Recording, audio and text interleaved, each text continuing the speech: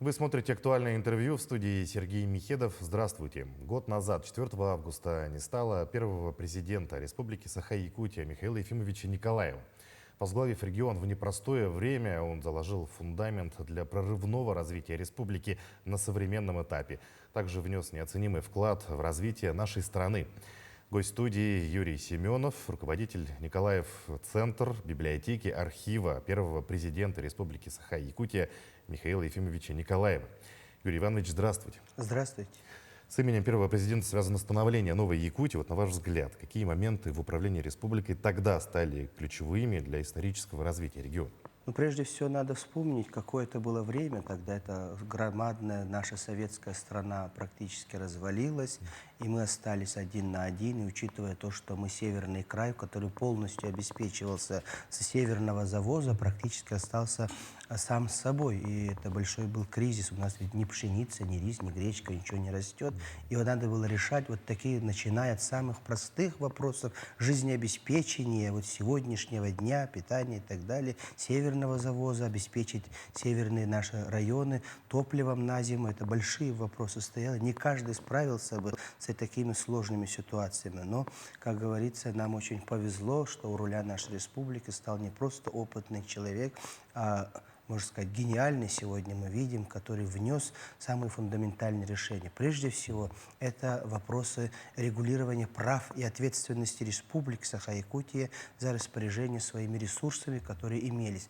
Важно вспомнить то, что тогда всего 4% обладала собственностью республики. Это объекты жизни, ну, БТИ, это которые мелкий ремонт, это линейные сооружения, трубы, котельные и так далее. Все остальное было союзного либо российского подчинения, которые также оказались недоступны. Мы были тогда бесправной республикой, поэтому Михаил Ефимович тогда перед собой поставил 3 взаимосвязанные задачи, которые он очень успешно решил. Прежде всего, это бороться за свои права и на основе конституционных соглашений, договоров федеральных и конституции, которая у нас была принята в 1992 году. Это большая работа сделана.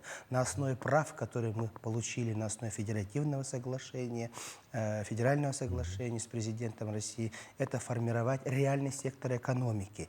И надо вспомнить только тот факт, что акционерная компания «Алрос», «Алмаз-Анабара», Алрос-Анюрбай, Якут-Газпром, Саха-Нефтегаз и много-много другие, они были сохранены. И это тоже немаловажный аспект. В отличие от других субъектов Федерации, Михаил Ефимович не дал приватизировать все остальные предприятия. Только те предприятия, которые имели износ 70 и более процентов, они шли на приватизацию. Все остальные реальный сектор экономики остался в Республике Саха-Якутия.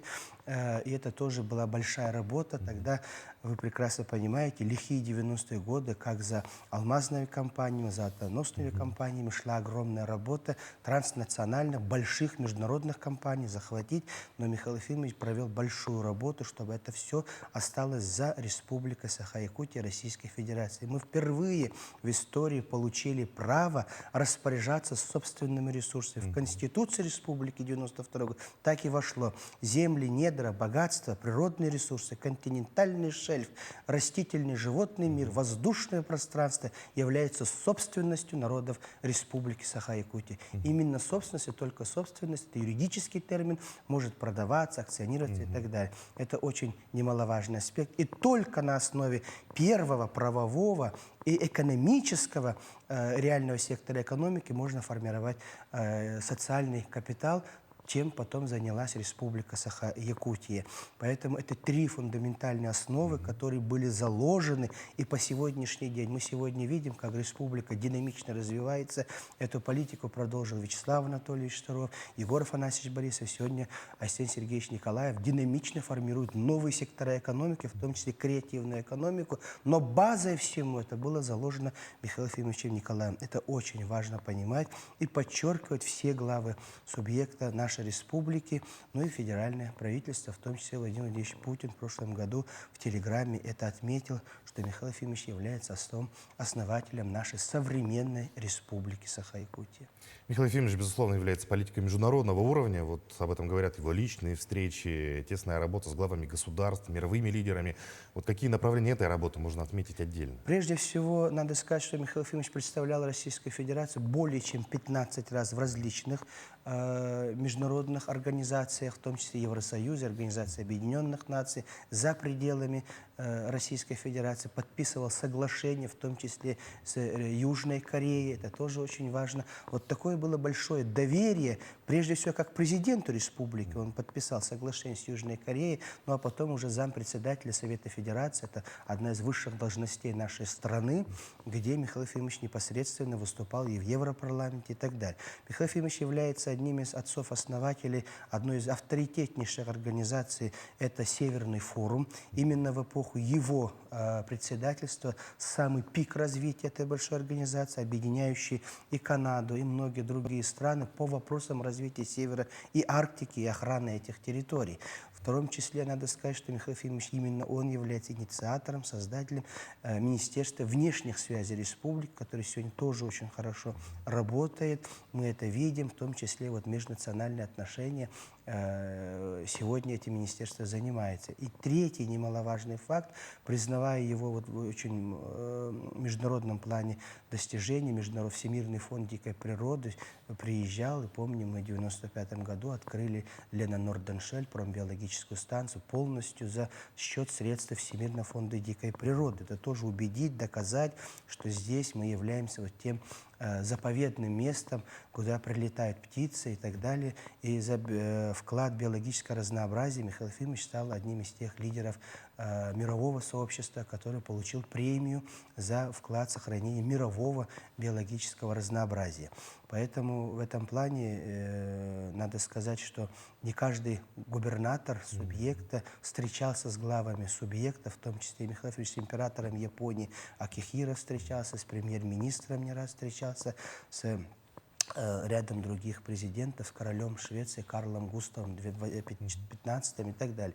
Это большое международное отношение, в том числе создание комитета ЮНЕСКО в Республике Саха-Якутия. Мы единственный субъект, и мы единственный субъект Российской Федерации, да и в мире, где мы открыли свое представительство в Японии. Это очень большой был шаг, потому что в Японии даже не все страны имеют свое посольство. Это очень закрытая страна, очень развитая страна, поэтому иметь там представительство большой престиж. И когда Михаил Ефимович добился открытия представительства в Японии, многие, скажем, ворота в странах мира для нас открыли. В том числе ЮНЕСКО мы впервые столетие Платона Алексеевича Аюнского отмечали именно в штаб-квартире ЮНЕСКО в Париже.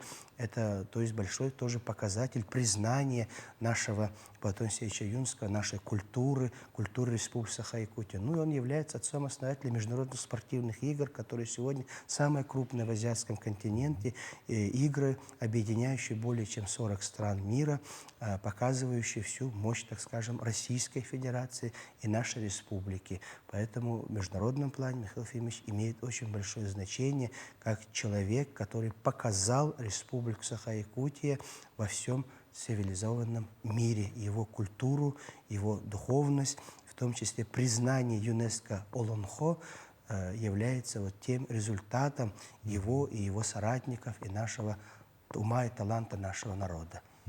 Михаил Ефимович был убежден, что в основе всех глобальных изменений в республике должна стать концепция народосбережения. Вот в чем это отражается? Надо сказать, что Михаил Ефимович всегда был приверженцем идеи Алексея Алексеевича Кулаковского.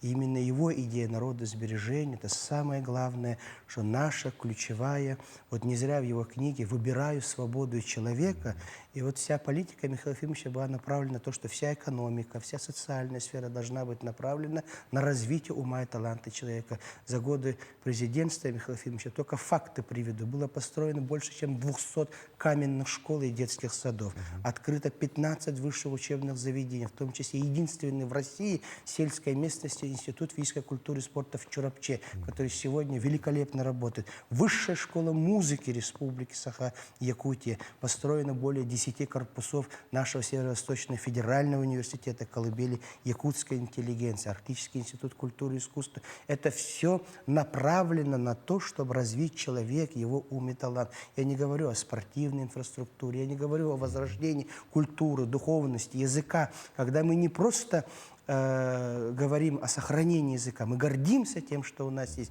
И в этом году национальная вещательная компания открыла в том числе детский телеканал. Это же тоже показатель самосознания нашего народа, отношения России к малым народам, как они бережно позволяют это все делать, создают такие условия, что мы не просто вот держим, но и сохраняем, развиваем. Наше кино получается. Это все направлено на то, что вот именно на народ, на наше представление, что мы есть в этом мире, что мы не одиноки в этом мире, и все.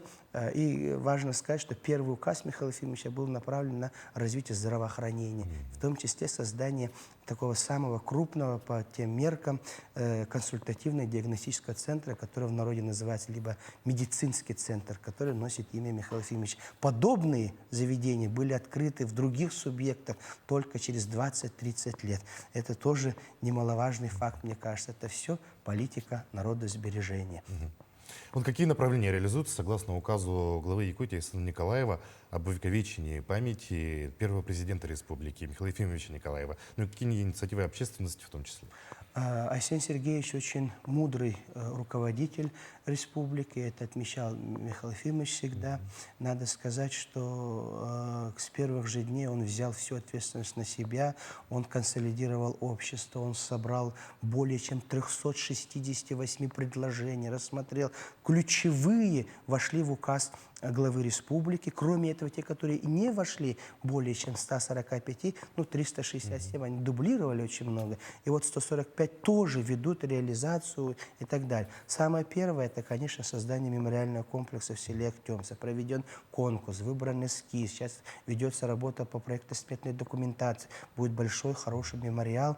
Он не сразу делается, это же на века, поэтому там идет работа, чтобы было все хорошо, фундаментально. Присвоено имя Михаила Ефимовича санаторий Бесчегда в городе Москва. Это в знак благодарности. Это была инициатива и самого коллектива санатория, Климента Егоровича Иванова и других его соратников.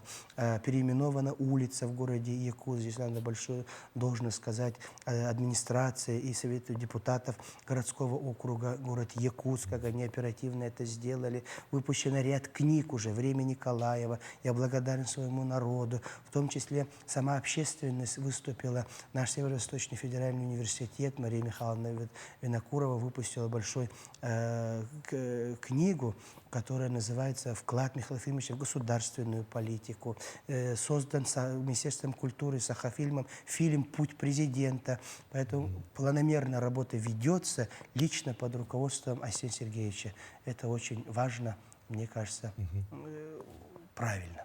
Юрий Иванович, у нас остается совсем немного времени. Вот что планируется 4 августа, в день годовщины со дня кончины первого президента? 4 августа принято решение, что будет литургия, проведет его архиепископ Роман, владыка Ленский и Якутский, непосредственно там, где нашел упокоение Михаил Ефимович, в селе Актемцы. Там же будет гражданский митинг в 11 часов.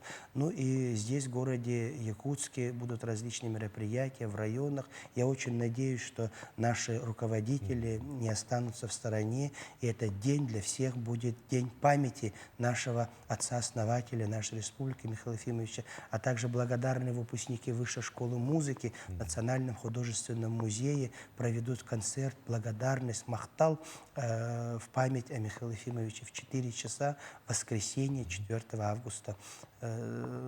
И много мероприятий по образовательным организациям, здравоохранения, культуры и так далее. В библиотеках будут дни памяти. Но и самое главное, я надеюсь, что каждый житель нашей республики в этот день, да и всегда будет в сердце помнить и почтит память нашего первого президента Михаила Ефимовича Николаева. Безусловно, Михаил Ефимович внес неоценимый вклад в развитие нашей республики. Мы помним нашего первого лидера. Юрий Иванович, большое спасибо, что нашли время, пришли к нам, ответили на наши вопросы. Будем рады видеть вас в нашей студии. Спасибо. А я напомню, вы смотрели актуальное интервью. Оставайтесь на нашем канале.